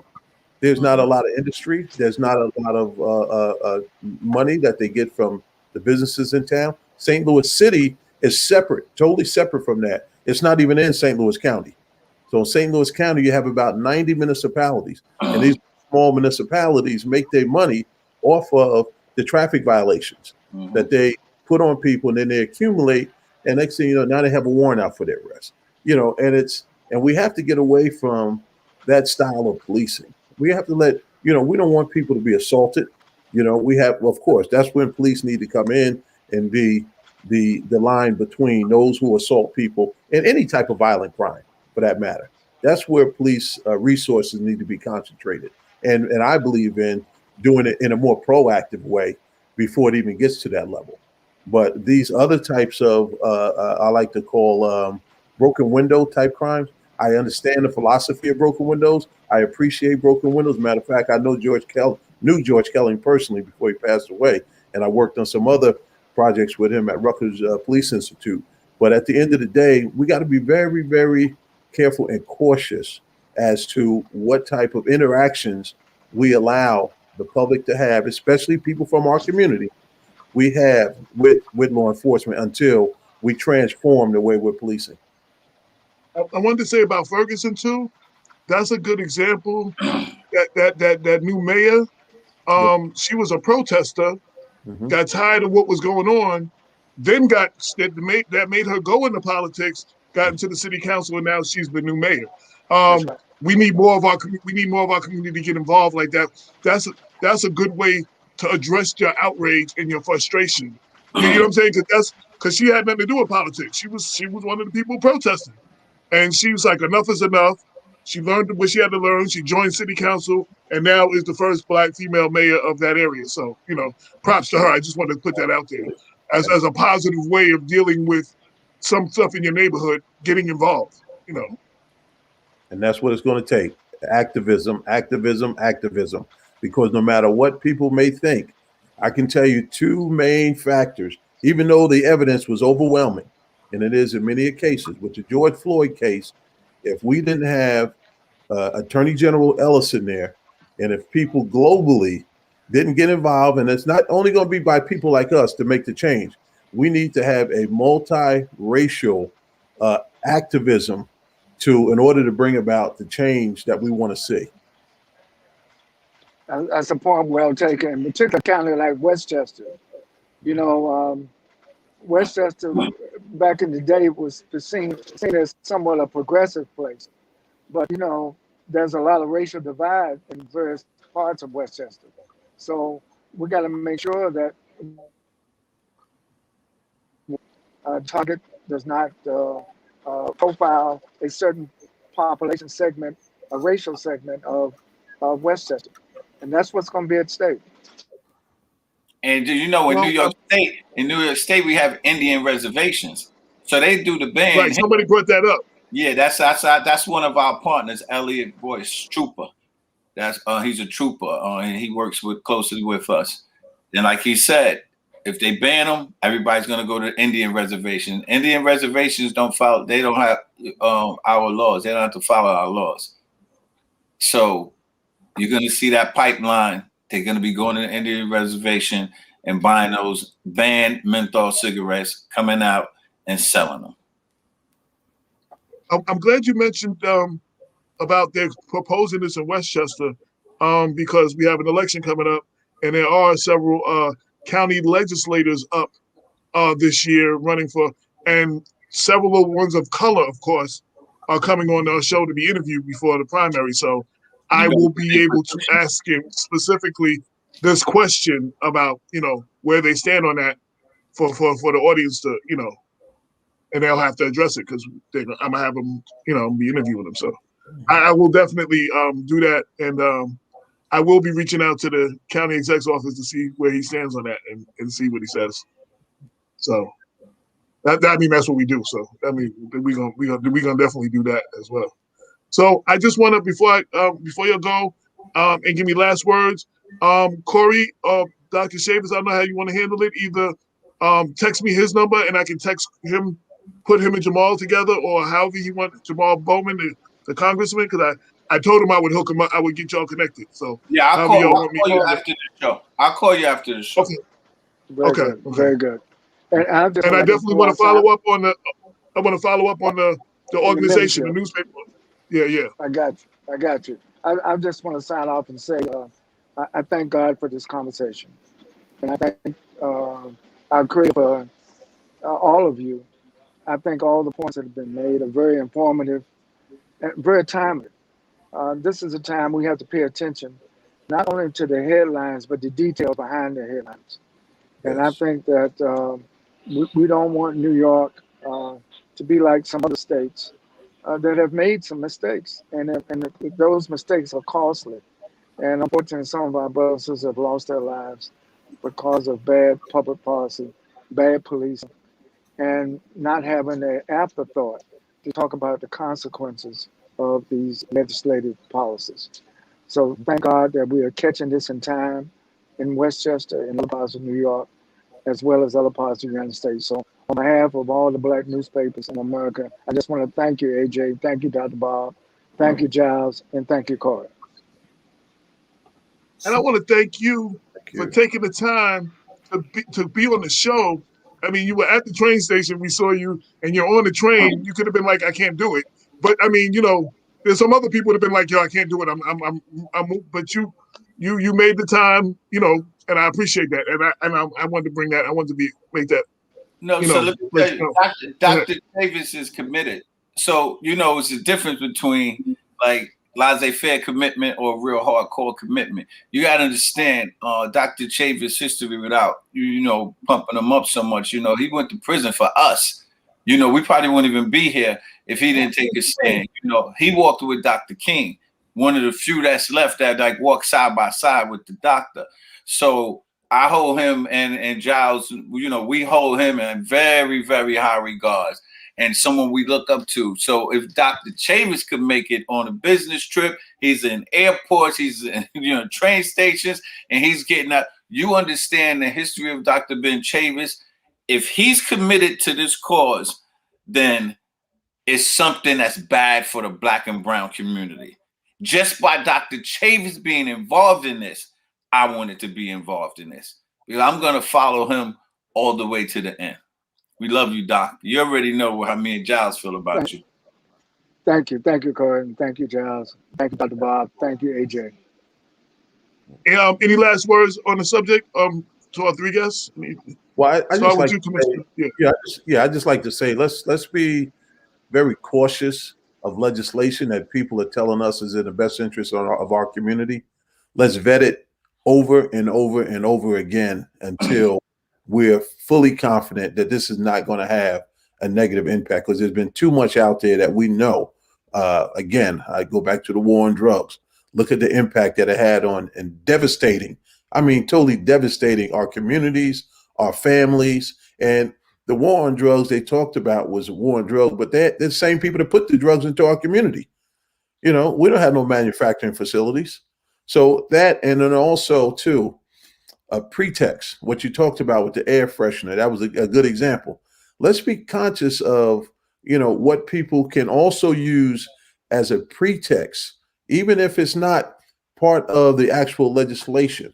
So that's why I say it's important to talk to your trusted law enforcement partners and to get their honest opinion on something. You can still make your own decision, but at least give them the opportunity to share their opinion with you. And thank you for the show. All of the panelists were great panelists, and you hosted a phenomenal show, and I'm glad to be a part of it. Yeah, and AJ, again, I want to thank you and Damon for allowing us, at the 12th hour, to come on the show, because I told you it was a very important topic that we had to get out here. I want everyone in here. The only way, like Dr. Chavis says it all the time, the legislators work for the people.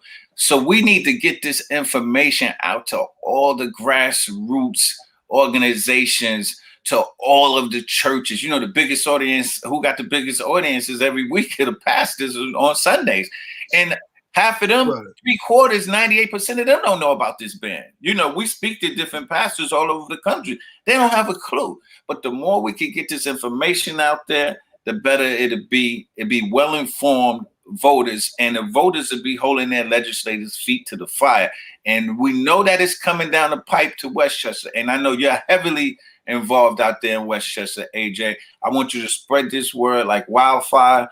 And me, Jiles, and Doc is always available. If you have somebody that needs more clarification, or they want to put 100 people on a Zoom and they need to speak about this, we're willing to do this, because our commitment is that strong about this ban and targeting the Black and brown community. And if you want to know what happened with the war on drugs, all you got to do is go to Netflix and see that series called Crack. And you'll see the devastation of what happened in our community with the war on drugs. Thanks again, brother. I love you, AJ. You're ready. Again, Corey already knows, but to my other two panelists, open door policy, y'all need to come and address the audience. Just holler at me and we definitely get y'all on. I hope to have y'all back on whenever y'all want, whenever y'all ready. Dr. Bob, any last words? Well, I'll say to the guests, peace and love. It's a blessing to have you on the show. We do look forward to any additional information that you can share with us as we prepare to distribute it to our audience further. Maybe even, who knows, you might see us up there, depending on when the legislative hearing is. So we really do appreciate it, brothers.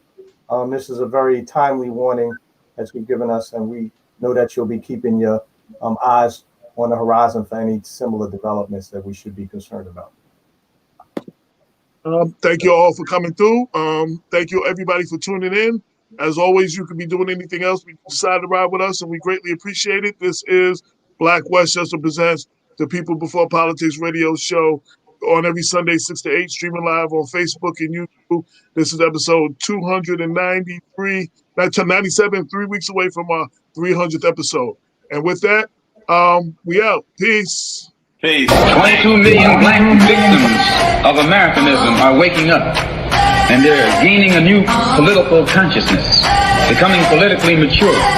And as they develop this political maturity, they're able to see the recent trends in these political elections.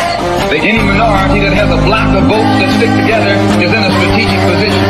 Either way you go, that's who gets it. You're in a position to determine who go to the White House and who stay in the doghouse. You're the one who has that power. You and I have never seen democracy. All we've seen is hypocrisy.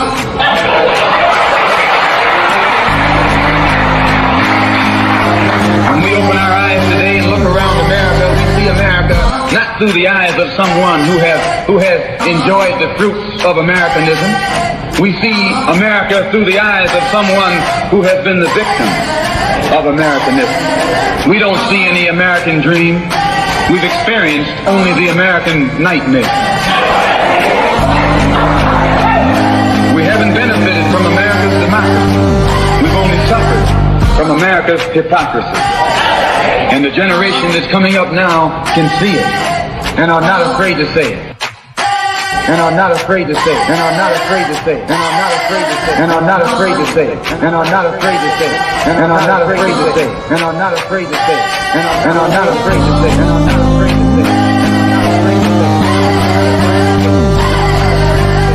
And are not afraid to